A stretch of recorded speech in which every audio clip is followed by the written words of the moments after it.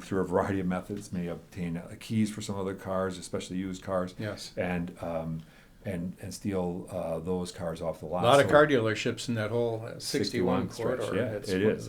And we really work on that. And we've seen, even just lately, in the East Metro and really even to the West, the number of vehicles that have had their wheels taken off right in their driveways. And the car dealerships have been impacted by that, because some of these cars, even the late model cars now, the wheels on those, a set of wheels on a new Suburban or something like that, it can be $4,000 or $5,000. Oh my gosh! And so people are stealing them right off the driveway, leaving the vehicles up on blocks, and taking the wheels. So to prevent it, what do you do? Well, I think the biggest don't thing, leave your keys in the car. First and foremost, that's becomes key. But I think one of the things that we're really recommending, we know that the way we're going to ultimately get in front of this stuff is not just by the police using analytics and being in the area, but it's really neighborhoods coming together, knowing each other, being aware and mindful of not just what's happening in my home, but in my neighborhood, and reporting things that we believe are suspicious. I can't tell you the number of times, Senator, that we hear from people, I thought it looked suspicious, but I just thought I'm not going to stick my nose in it. And what we know and what we believe is that just calling to say I saw something in my neighbor's home, or I saw somebody walking through the neighborhood, I know that can be hard to do, but to give us that call, let us make contact, and it really says something. So if there's reasonable suspicion, it does you a great deal of service, as well as the person that is suspicious, to give you a call. Absolutely, because what ends up happening is it says something about that neighborhood, that this is a neighborhood that's watching. Now, does that justify as a 911 call, or? Yeah. And tell us about when you should and when you shouldn't call 911. Yeah, I'm glad you asked, because this has been a big change since the days of old when 911 first emerged. We used to say only in dire emergency should you call 911. Today, any type of call for service, we're asking people to call 911. Okay. Our dispatchers will vet it. When they pick up the phone, sometimes the first thing they'll say, is this an emergency? And you just say no. Hold on one moment, and they'll come back to you. What 911 provides a variety of advantages for the dispatchers themselves. And so we really want people to use 911. If it's an administrative call, you need to talk to somebody, get an accident report or something, call the police department directly. But if it's something that's happening, you're concerned about something, call 911, and they will take care of dispatching an officer to that. Good.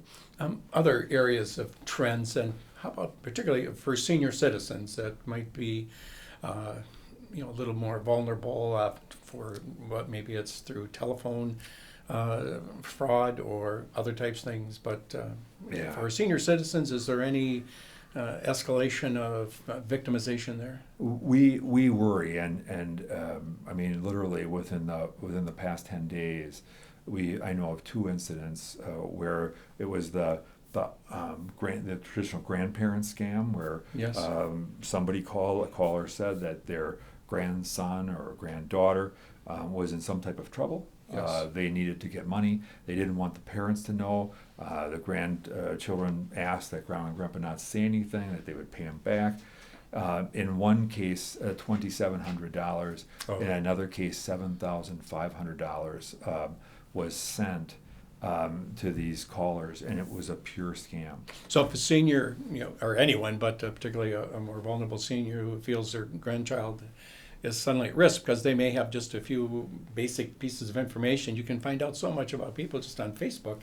Or even call the police. If you have a question and you're concerned about that call, just give us a call, because we would rather help you sort that out. Than because the troubling part is that oftentimes we know that this money ends up outside the United States. And we cannot do anything in terms of really recovering it. And it becomes extremely challenging for us to hold those offenders accountable. One issue that has had a lot of discussion is on the increased use of opiates, and the increased drug dependency, et cetera.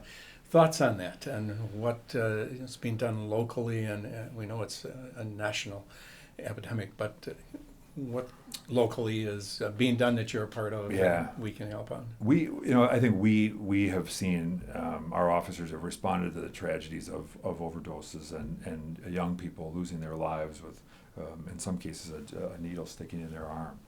I mean, it's heart-wrenching and tragic.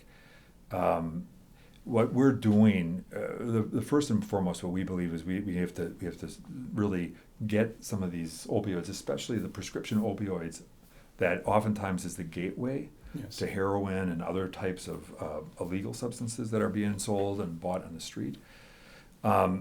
We need to get that under control, and way too many of us are hanging on to old prescription medications that we may have gotten for very legitimate purposes after a surgery or a back injury or whatever, and they've been sitting there for years. Yeah. And it exposes people in our homes and our families to experimentation. And what we know and what we're seeing is that opioid dependence can be very quick and deadly. And so what we're doing is we're really making a concerted effort. Just this year we installed a prescription drug drop box in front of the police department. Good. Unlike some, ours is available 24 hours a day. So you can come, it's right outside the night entrance of the police department. There's a big light there. So anytime you can. Anytime. Good. Okay. You can come anytime, night and day. And we put that out there, again, as I said, just earlier this year. Yeah. And to date, well over 1,000 pounds, multiple 1,000 pounds Wow. of prescription medications have been dropped to date. Okay. And just this past week at St. John's Hospital, Yes. it was National Drug Take Back Day. Okay. In our department, in conjunction with the DEA Yes. and the hospital, we had staff out in front of St. John's Hospital and collected, I believe, 120 pounds of unused prescription medications. So these are efforts that we really are encouraging people, things that we're really encouraging people to take advantage of. Not only is it good to get them out of our cabinets at home, medicine cabinets at home, but it's important that we also aren't dumping them into the toilet or other Yes. places, because it goes into our water supply ultimately. Yes. And so we can destroy these things in a much more safe manner, and it's good for all of us. Yes. Mentioned a number of your officers out on patrol, and there's traffic enforcement. Give us some thoughts on that, some tips, drive within the speed limit, be respectful, etc. But any trends or things that you'd like to share on that? Well, I think certainly what we've seen is, and I think many people have remarked, and I certainly get calls, that there is the general sense that people's speeds have kind of gone up. It's not uncommon to see people going way too fast on some of our roads.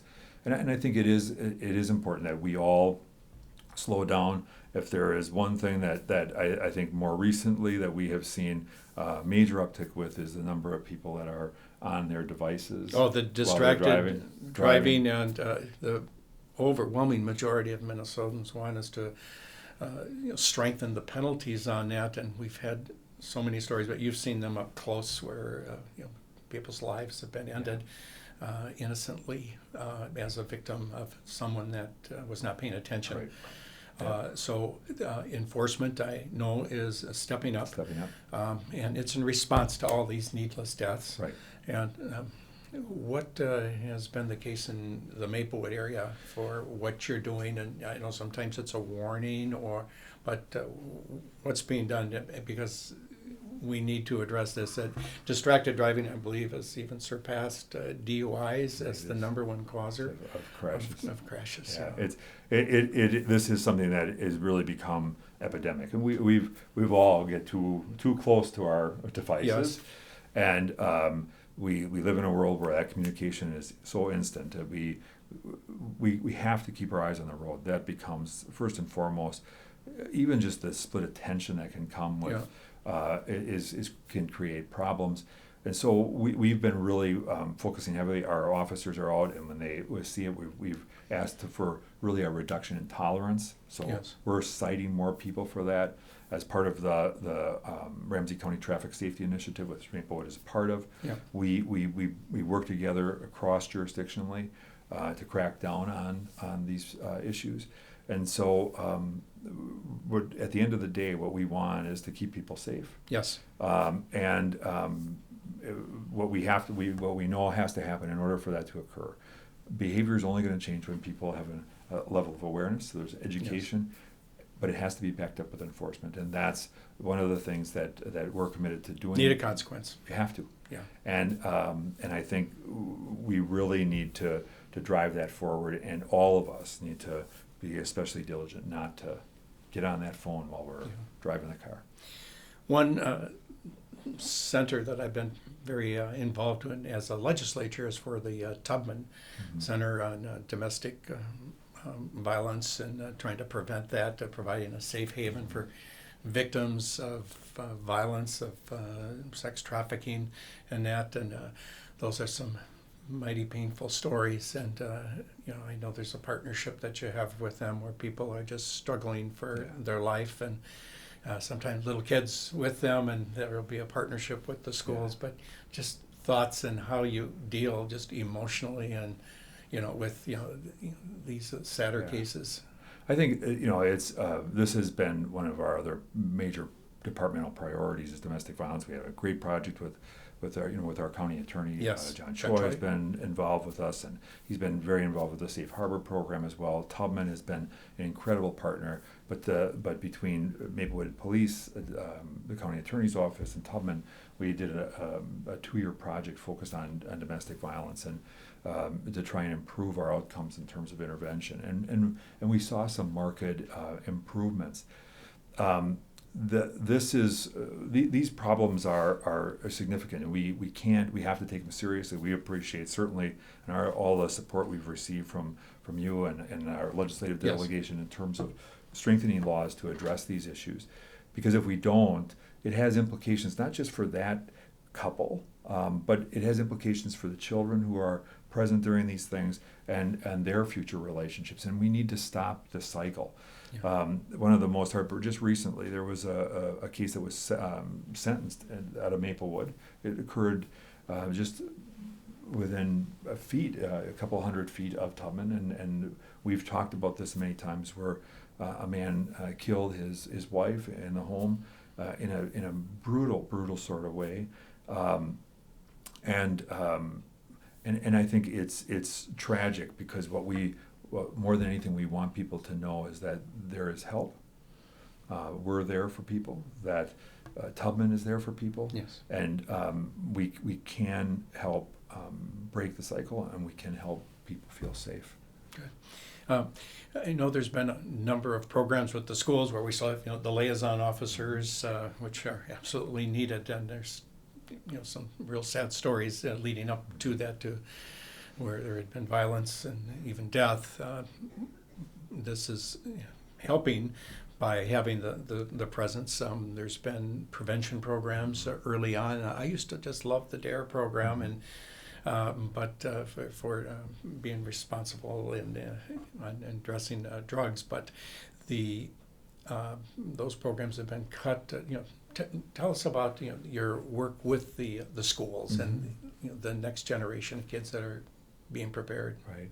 I think it is difficult. DARE was a place that we had obviously a big